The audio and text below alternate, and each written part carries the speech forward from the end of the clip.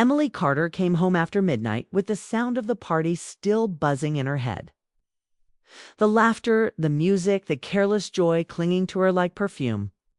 And even though she was a little drunk, she was aware enough to feel how strangely quiet the house was, the kind of silence that feels too big for its walls. And as she slipped off her shoes and moved down the hallway, she thought only about water and sleep, about grounding herself before the spinning returned. But when she reached the bathroom, she noticed the light was on, and the door was not fully closed, which was odd because her father, David, was always careful about small things. And before she could stop herself, she pushed the door gently and looked inside, expecting something ordinary, something forgettable. Yet what she saw made her freeze where she stood, because her father was there alone, standing close to the mirror as if it were the only thing holding him up, his shoulders tense, his sleeves rolled back, his hands trembling as they held a folded letter that looked worn from being opened too many times, and his face, usually calm and steady, filled with a deep sadness she had never seen before, a sadness that felt heavy even from the doorway. And for a moment Emily wondered if she should leave. But something about the way he whispered words under his breath, practicing them softly as if speaking to someone who wasn't there, kept her. Still, her heart beating faster as she realized she was seeing a side of her father that had always been hidden from her. A side that did not belong to the role of parent or protector, but to a man who carried quiet regret. And as he wiped his eyes quickly and straightened his posture as if trying to pull himself together, Emily felt a sharp pull in her chest. Because this was the man who had raised her alone, the man who never complained, who never talked about his feelings, who always told her that time healed everything. Yet here he was, broken in a way time had clearly not touched. And the letter in his hand seemed to hold years of unspoken words, years of choices that could not be undone. And Emily suddenly felt like she had crossed an invisible line, like she had walked into a private moment she was never meant to see. And yet she could not look away, because in that moment her father was not just her father. He was someone real and fragile, someone who had loved deeply and lost quietly. And when he finally noticed her reflection in the mirror, the shock in his eyes matched her own, but neither of them spoke. The silence stretching between them, thick and uncomfortable, filled with questions that had no easy answers. And Emily stepped back slowly, mumbling a quick apology before turning away, her head spinning now not from alcohol but from the weight of what she had seen. And as she retreated to her room, closing the door softly behind her, she sat on the edge of her bed trying to understand why that moment felt so important, why it stayed with her even as the night grew still. 'Cause she realized she had always thought of her father as someone who had moved on from the past, someone who had chosen a quiet life without romance. But the image of him standing there with that letter told a different story. One where love had not ended but had simply been locked away. And as Emily laid back staring at the ceiling, listening to the faint sounds of the house settling, she felt something shift inside her. A new awareness that the people we grow up looking up to carry lives we never fully see. And that sometimes a single, unexpected moment can change the way we understand everything, especially when it reveals that even the strongest hearts can ache in silence. The next morning arrived too quickly for Emily Carter. And even though the headache from the night before was dull and fading, the memory of what she had seen in the bathroom felt sharp and clear, following her as she moved through the quiet house, noticing how her father's bedroom door was already open and the sound of running water came from the kitchen sink, where David stood staring out the window as if he were watching a life that no longer belonged to him.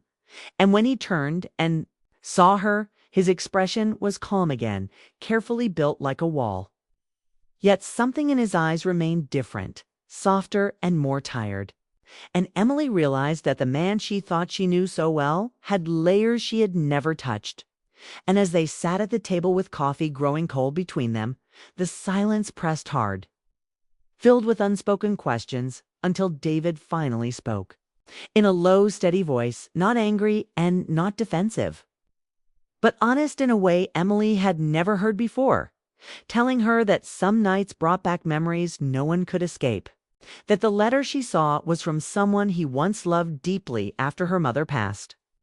A woman named Laura, who had come into his life quietly and left the same way. Not because the love was weak, but because fear was stronger, and as he spoke, his words moved quickly, as if he was afraid that stopping would make him lose the courage to continue. Explaining that he had pushed Laura away because he did not want Emily to feel replaced or forgotten. Choosing silence instead of risk. And Emily listened closely, her heart racing as she understood how much of his life had been shaped around protecting her, even at the cost of his own happiness. And when he admitted that the letter was a goodbye, written with kindness and forgiveness, Emily felt a sudden wave of emotion, not just sadness, but respect, because it took strength to love and even more, to let go. And as David described how he practiced words he never sent, how he stood in the mirror wondering who he might have been if he had chosen differently, Emily saw how time had not erased his feelings but had simply buried them under responsibility and routine. And in that moment she felt a connection to him that went beyond family, because she too carried a quiet fear of opening her heart again after her own failed relationship. A fear she had hidden behind busyness and independence, and without planning to, she shared a piece of herself, admitting that she had walked away from someone she cared about because it felt safer than being hurt again. And David listened the way he always had, with patience and care, but this time his advice was different. Not cautious and protective, but gentle and real, telling her that love avoided does not disappear, it only waits and grows heavier. And as the conversation moved forward, the space between them changed, no longer filled with tension but with understanding. And Emily realized that seeing her father's pain had not weakened her image of him, but strengthened it, showing her that bravery was not the absence of fear, but the choice to face it. And when they finally stood up from the table, the house felt lighter, as if something long hidden had been spoken into the open air. And Emily knew that part of her life had shifted, because once you see the truth behind someone's silence, you can never go back to the way things were before. The morning after the night in the bathroom felt heavy with anticipation for Emily. And as she moved through the house, the quiet seemed alive with a tension neither she nor her father could fully name. And finally, as sunlight spilled across the kitchen floor, David broke the silence, his voice calm but carrying weight, admitting that he knew she had seen him last night and that the moment, though awkward, was important because some truths cannot wait. And Emily, her nerves tight and her mind spinning from both curiosity and concern, tried to apologize, feeling like she had intruded, but David shook his head gently, letting her words fall into the space between them without judgment. And then he began to tell her about Laura, the woman he had loved after her mother's passing, someone who had brought unexpected warmth into his life, and how fear of change and fear of hurting Emily had kept him from following his heart, causing him to let go of the person he might have loved most deeply. And as he spoke, Emily felt a mixture of surprise and empathy, because the father she had always thought of as unshakable had lived with choices that carried quiet regrets, decisions that shaped his life as much as her own. And he explained how the letter she saw had been written as a final goodbye, an attempt to express feelings he had bottled for years, to offer gratitude, apology, and closure. And Emily realized in that instant how much bravery it took to love and let go. And the more he spoke, the more the layers of his life unfolded before her eyes, revealing not just a parent, but a man capable of vulnerability, of longing, and of heartbreak.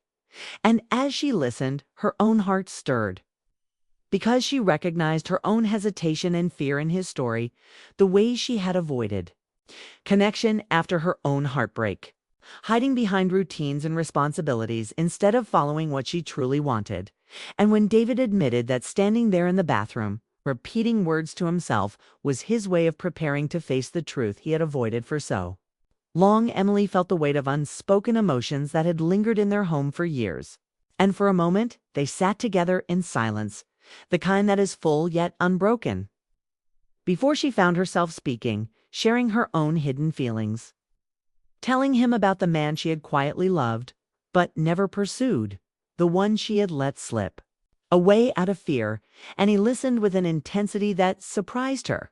His advice no longer protective, but reflective, urging her to act before opportunities passed, telling her that love avoided does not vanish. It only waits and grows heavier until it demands courage. And Emily felt a new understanding that the same fear her father had lived with had shaped her life as well. And as they talked, their relationship shifted from the roles of parent and child into something more honest and human, filled with respect for choices made and compassion for vulnerabilities exposed.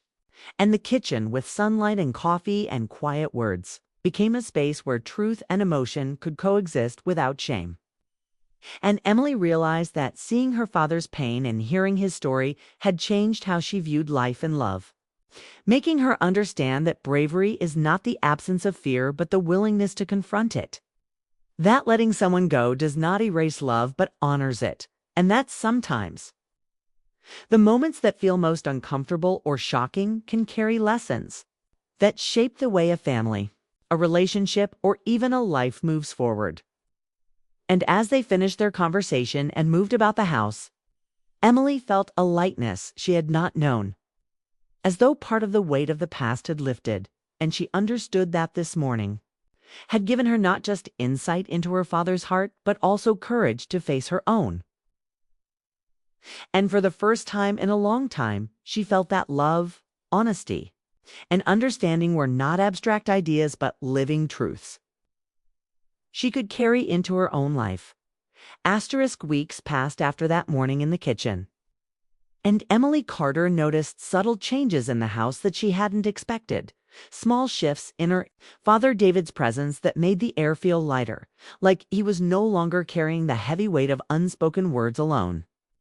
And it began with the letter he finally sent to Laura, not to ask her back or reignite old feelings, but simply to express what had remained inside him for years: gratitude, love, and a quiet farewell that brought closure to a chapter he had never fully ended. And watching him fold the envelope carefully and place it in the mailbox, Emily felt a surge of admiration, realizing that courage was not about grand gestures but about facing the truth even when it terrified you. And inspired by that bravery, she began reflecting on her own life and the choices she had avoided out of fear. Thinking of Ryan, the man she had quietly loved but had let slip away because she worried about being hurt. And she decided that if she wanted to move forward, she had to act, to face vulnerability just as her father had. So she picked up her phone and wrote to him, careful with words but honest with her heart. And as the days went by, messages turned into meetings, and meetings into shared laughter. And Emily felt hope blossoming in a way she hadn't felt for months. A hope that came from risk and truth rather than comfort or avoidance. And at the same time, she noticed David smiling more often, walking with a lighter step, sometimes humming in the kitchen as he cooked breakfast. And she realized that letting go of a love that could not be, and finally speaking the truth, had given him peace, and that watching him reclaim his own heart taught her that love is not just about holding on, but also knowing when to release. And as Emily and Ryan grew closer again, she understood that timing and courage were as important as emotion, that missed chances could be revisited if one was brave enough to confront fear. And the house, once filled with quiet tension and unspoken regrets, now felt alive with warmth and possibility. Laughter spilling from the kitchen, doors left open, sunlight streaming into rooms that had felt shadowed. And Emily noticed herself moving through each day with more clarity, more purpose, appreciating small gestures and honest conversations, realizing that life is composed of these moments, tiny yet profound, that shape how we love and are loved. And she began to talk to her father more openly, asking about his past, listening to stories he had never shared, and in return, he listened to her hopes and fears without judgment, offering guidance but also allowing her independence. And in that ongoing exchange, They discovered a new kind of closeness, not just as parent and child, but as two human beings learning about resilience, connection, and the complexities of the heart. And Emily felt a deep sense of gratitude for the night she had stumbled into the bathroom. For the moment that had seemed shocking at first, but it opened the door to honesty and understanding. Because it reminded her that even people we think we know completely can surprise us with courage, vulnerability, and the power to change. And by the time spring arrived, she and Ryan were building something meaningful together. Small dates, shared smiles, long walks, and late-night talks. While David occasionally offered advice but mostly gave space, quietly proud of his daughter's ability to take chances and open her heart again. And Emily recognized that love, whether for the past, present, or future, required honesty, patience, and courage. Lessons she had learned by witnessing her father face his own heart. And in those days, the house became a place of warmth and renewal, not because life had been perfect, but because the people in it had chosen to confront truth and embrace emotion. And as Emily lay in bed at night, reflecting on everything, she realized that the bathroom incident, the letter, the conversation in the kitchen, and the weeks of small, courageous steps had reshaped her understanding of love, family, and self, showing her that happiness is built not from avoiding risk, but from daring to feel deeply and act with honesty, and that even moments that start with shock or discomfort can lead to transformation, teaching patience, understanding, and the quiet bravery that allows the heart to heal, open, and finally move forward with hope, leaving behind regrets, but carrying lessons, allowing both her and her father to embrace life fully again. Ready for whatever new chapters awaited them with courage and love guiding the way.